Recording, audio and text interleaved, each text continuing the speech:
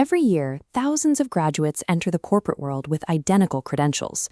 They have the same degrees, the same internships, and the same high expectations. But within 24 months, these entry-level cohorts begin to split.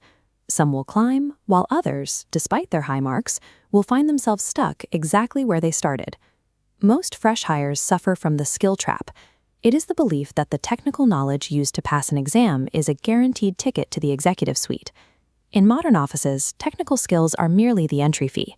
They are necessary to get the job, but they are often the first things to become obsolete as company goals shift or new software is adopted. This is an attitude versus skills impact pyramid. While technical skills provide the foundation, many hiring managers now view a candidate's attitude as a stronger predictor of their long-term value. In a survey of corporate leaders, those who showed a willingness to learn and adapt were consistently trusted with more responsibility than those who relied solely on their existing expertise. To understand why, we can look at two new hires. Employee A graduated at the top of their class with elite technical mastery. Employee B has average technical skills, but is deeply focused on how they grow and interact with the team. Both passed the same interview. Both have the same title, but their progress will depend on how they respond to the friction of a real-world office. 3 months in, both employees receive a blunt critique from a senior director. Employee A feels the sting of the expert trap, becoming defensive and viewing the feedback as a sign of failure. This is the coachability feedback loop. A coachable employee, like Employee B, doesn't just listen. They professionally process the information and actively apply the suggestions to the next task. Because Employee B uses every critique as a free training session, they close the technical gap with Employee A faster than anyone expected. Their capability isn't static. It's a moving target that trends upward every time they are corrected. Then, a major project is canceled overnight, forcing the team to pivot to a new strategy with a tighter deadline. Employee A focuses on the unfairness of the wasted work. Employee B focuses on the solution. Professional positivity isn't about ignoring problems.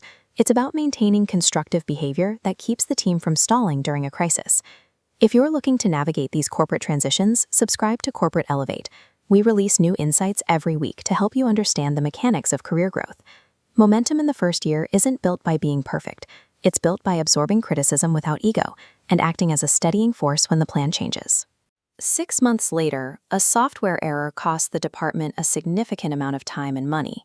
Both employees were involved in the mistake. Employee A looks for external factors to blame, like the tight schedule. Employee B follows this ownership mindset flowchart.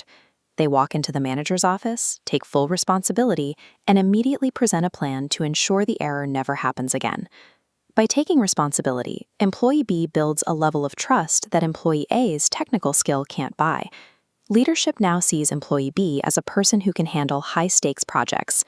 2 years in, the company replaces its core operating system. Everything Employee A learned in college about this specific workflow is now irrelevant. Employee A is frustrated by the disruption. Employee B sees a growth opportunity. They spend their evenings mastering the new system, becoming the person the rest of the office has to turn to for help. When failures occur or systems change, the person who takes ownership and learns the fastest is the one who moves from the cubicle to the boardroom. We are entering an era where artificial intelligence can perform technical tasks with increasing precision. In a world where job requirements change every 18 months, human adaptability is no longer a soft skill, it is a survival requirement. Artificial intelligence can update its own code, but it cannot yet replicate the human capacity to take ownership, stay positive under pressure, or lead a team through a pivot. This corporate success framework shows how these 4 pillars work together.